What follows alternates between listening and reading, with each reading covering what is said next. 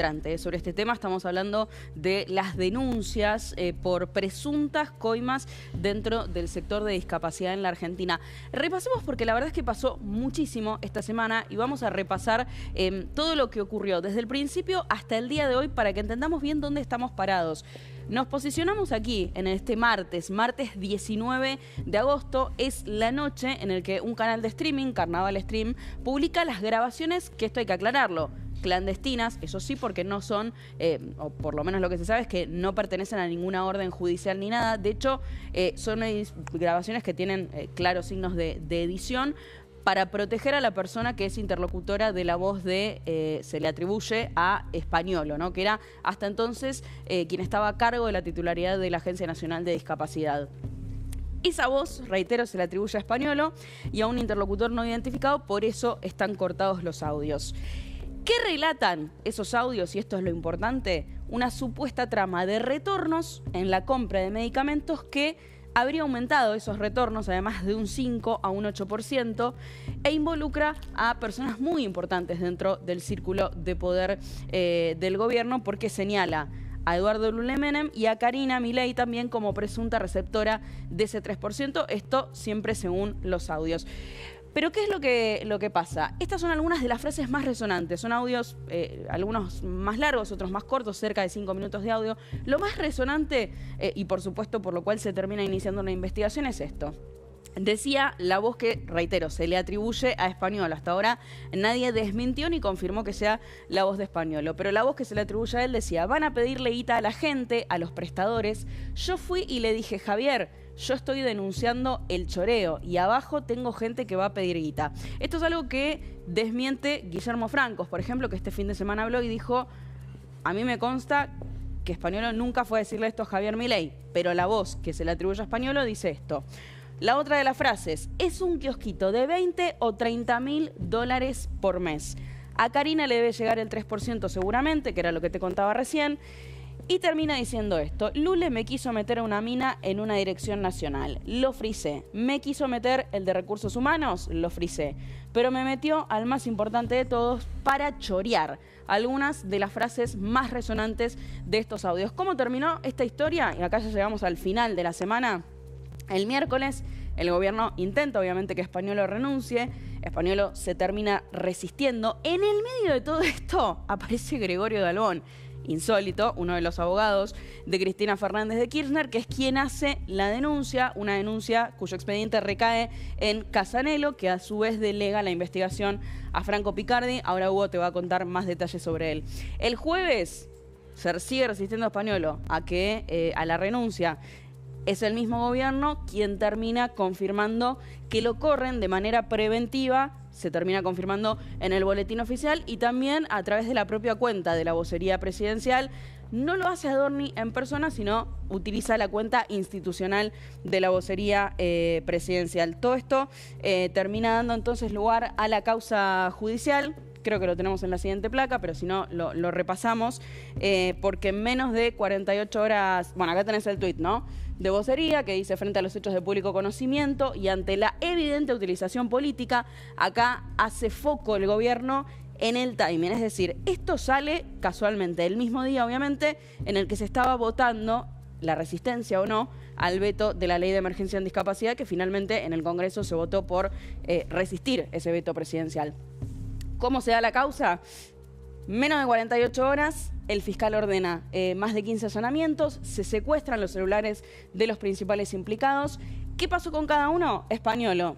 La policía lo buscaba desde el jueves, lo terminaron encontrando el viernes al mediodía y le secuestran los celulares. Emanuel Kovalikber, uno de los directivos de la droguería Ciso Argentina, que es la implicada, la señalada en estos audios.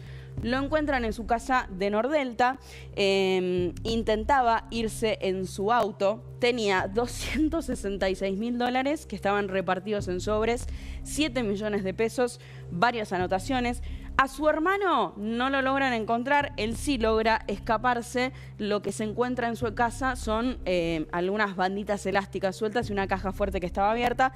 Y finalmente Daniel Garbellini, que era el exdirector nacional de acceso a los servicios de salud de la ANDIS, bueno, se allanaron también sus viviendas. ¿Qué va a pasar ahora? Bueno, esto va a ser obviamente todos los celulares que se secuestraron van a formar parte de una pericia, se van a descargar, se va a analizar el contenido y a partir de eso seguramente se va a analizar entonces si hay o no veracidad, sobre todo en los audios, y si hay, obviamente, material para generar más movimientos en lo judicial, ¿no? Aquí está, se van a abrir los teléfonos para una extracción forense, es decir, la descarga del contenido y después el posterior análisis. Ahora, esta es la cronología de lo que pasó, pero hay que entender bien quién es quién en cada uno de estos eslabones de una trama que, por supuesto, va a ser seguida durante toda la semana y esa información la tiene Hugo. Exactamente. El quién es quién, el who is who, como se dice en periodismo, de los personajes implicados y de un reclamo que ya a esta altura recae sobre la justicia, que actuó muy rápidamente. Vamos a repasar cómo funciona también la justicia, en este caso con la denuncia de Dalbón, quién es el fiscal, como bien decía Agustina, y quién es el juez que impulsa la causa, pero decía, para comenzar a hablar de quién es quién, que la justicia tiene que dar respuestas lo antes posible, porque los involucrados en la causa por ahora no fueron ni detenidos, ni fueron llamados a indagatoria y tampoco fueron citados por la justicia para que declaren. Tal vez eso explique por qué el gobierno no se está expresando por el momento. Pero repasemos, ¿no? ¿Quién es Spagnuolo? El hombre clave al que se lo grabó probablemente, en lo que muchos dicen un carpetazo. Bueno, una escucha ilegal o una grabación de su voz que al menos él no desmintió. Es cierto lo que decía Agustina, tampoco confirma, pero evidentemente la sospecha generó que fuera removido del gobierno inmediatamente alguien que fue titular del ANDIS, es decir, la Agencia de Discapacidad de la Argentina, fue expulsado tras el escándalo, es un abogado que además defendió al presidente Milei en alguna de sus situaciones. En 2024 fue una de las 4 personas que más veces visitó a Milei en la quinta presidencial de Olivos. Estos son registros oficiales, por eso se dice es alguien cercano al círculo, digamos, presidencial, en este caso el propio presidente Milei. Y el otro hombre clave, pero en este caso no del Estado, sino de los señalados por parte de ese audio que sería de Spagnuolo, es el directivo de la droguería suizo-argentina, Emanuel Kovaliker, que fue encontrado con $267.000 y 7 millones de pesos en efectivo. Reiteramos el concepto para explicarlo. No hay detenidos, hay una causa en curso que por ahora está titulada como averiguación de delito. ¿Cuáles son las presunciones a partir de los documentos secuestrados que puede haber eventualmente en quienes pudieron haber participado en una maniobra de corrupción, incumplimiento de los deberes de funcionario? Porque si Spagnuolo conocía esto y no denunció, puede haber incumplimiento, puede haber malversación de fondos públicos, lo puede haber otros hechos vinculados con lo que se llama la cartelización de los laboratorios, algo que tal vez venía desde antes, como pasó en el kirchnerismo con la cartelización de la obra pública. Todo eso está a resolverse en una causa que va muy rápido, pero que necesita respuestas para que incluso en la justicia podamos conocer qué dicen los acusados. El otro clave es Daniel Garbellini, que fue director nacional de acceso a los servicios de salud de la Agencia de Discapacidad ANDIS, que fue removido de su cargo tras el escándalo. Son las 2 personas que el gobierno remueve por la sospecha. Esta es la clave por ahora del proceso judicial que comienza, en verdad. Por supuesto que tiene un alto impacto, pero por ahora no tenemos respuestas jurídicas, más allá de los casi 20 allanamientos que impulsó el fiscal Franco Picardi. Y Spagnuolo alude a él, por eso claramente está bajo sospecha, en los audios, como el encargado de organizar la supuesta ruta, ¿no? Así como se habló en su momento de la ruta del dinero K, bueno, ahora se dice que puede haber una ruta de laboratorios que contratan con la administración pública y que de algún modo allí se habrían pagado coimas. Este es el escenario. aquí vemos las figuras que intervinieron, ¿no? Dalbón, uno de los abogados que tiene Cristina Fernández de Kirchner, tal vez sea el abogado que no la defienda en los procesos importantes. Digo, el abogado que la defendió a ella, por ejemplo, en las causas de corrupción, fue Beraldi, que además, cuando fue el tema de los cuadernos, Beraldi defendía al resto de los acusados.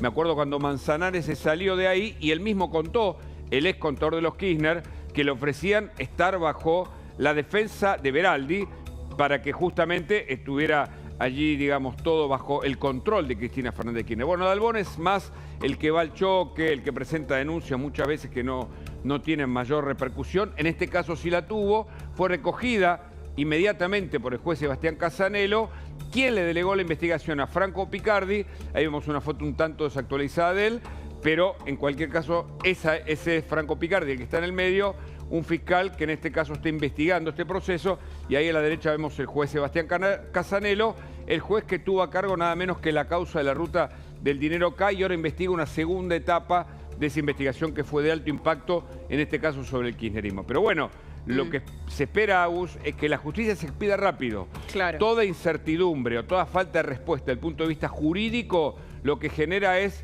que la sospecha tal vez se amplíe o no se cierren los datos que son claves. Porque en un ratito vamos a estar con Viviana Isasi. Se habla de las consecuencias políticas de esto y ya hay encuestas que se señalan cómo impacta esto en el gobierno. ¿Le creen al gobierno o le creen a lo que supuestamente habría dicho Españolo? Bueno, son escenarios que vamos a seguir observando. Sobre todo con un tema como es de discapacidad, que esto ya lo veníamos analizando con quienes justamente se encargan de hacer los sondeos, ahora lo vamos a charlar con Viviana Isasi, pero que decían, bueno, el tema de discapacidad, así como en su momento generó universidades, por ejemplo, jubilados, es uno de los temas más incómodos para el gobierno, que por supuesto pone el foco en la necesidad y la importancia del equilibrio fiscal, pero por otro lado también en algunos sondeos lo que figuraba es, bueno, esto entre algunos votantes molestaba, ¿no? Por eso surgían, y esto desde la oposición, ¿no? La oposición de qué hizo uso del concepto de crueldad, etcétera, uno de los conceptos que más se viene utilizando en el último tiempo y que tienen que ver con tomar a ese votante que dice yo banco el equilibrio fiscal, esto me termina generando dudas, ¿no? Es la guerra política. Sí, y claramente el timing no es casualidad, ¿no? No, hay un tema sensible. La Argentina, en términos de corrupción, vivió sus peores escenarios. En algún momento se habló de los 90, en otro momento se dijo, sí, lo de los 90 quedó chiquito frente al kirchnerismo y todas sus causas que se señaló desde un sector de la justicia deberían haber funcionado como una mega causa por el nunca más de la corrupción K. Bueno, ahora el tema de la corrupción sigue siendo sensible, como es la inflación, la pobreza y otras áreas, evidentemente, que se ponen de nuevo en el escenario y que de algún modo exigen para mí la respuesta, digo, para mí, para los que seguimos este tema, la respuesta rápida de la justicia, que actuó de manera, digamos, pronta, con el argumento, muy lógico, por cierto, de evitar que se diluyan las pruebas. Frente a una denuncia, actúa la justicia federal, porque se trata de un delito federal, porque atañe al gobierno actual, o a exfuncionarios del gobierno, y entonces actúa con casi 20 allanamientos. Recopilan pruebas, se están analizando los teléfonos, como bien vos explicabas, a partir de esos datos, más las pruebas, más las declaraciones eventualmente de quienes sean citados, que seguramente ocurrirá esta semana, podremos tener elementos mucho más precisos sobre de qué estamos hablando cuando hablamos del caso Españolo, si vale el título para aplicar en este caso a este hecho que genera mucha incertidumbre. Lo importante es que, a ver, en términos, te diría que en términos políticos y en términos no políticos también, ¿no? En términos judiciales, lo importante es que obviamente hay que dar una respuesta sobre esto. El gobierno por ahora eligió callarse. De hecho, el presidente Javier Milei, cuando habla en Rosario, no toca este asunto. Guillermo Francos después lo respaldó, ¿no? Dijo que entendían que de alguna manera colar ese tema en el discurso que se esperaba en Rosario necesario era darle mayor entidad. Sí. También lo que dice, y ahí inteligente también Guillermo Francos, dice, yo leí mucho en redes y muchos también que decían, que cuestionaban a quienes están, en este caso actuando en la causa, Picardi, el juez en general, y decía, a mí eso no me preocupa, porque la información que yo tengo es que cada uno trabaja como tiene que trabajar y estamos tranquilos, ¿no? Con lo que se vaya a encontrar. Esa es un poco la mirada que pone en este caso el jefe de gabinete. Franco fue el primero que habló, también habló ayer. El único, sí. Sí, el único que ha hablado y explicó claramente lo que el presidente no mencionó por ahora. Me parece que en este caso están esperando que la justicia diga qué es lo que pasó o lo que puede encontrar del punto de vista probatorio. Mientras tanto, el gobierno desplazó a los funcionarios sospechados y, por supuesto, es probable que en la medida en que haya respuesta desde el punto de vista jurídico, exista algún tipo de explicación oficial que, por supuesto, se espera con ansias también.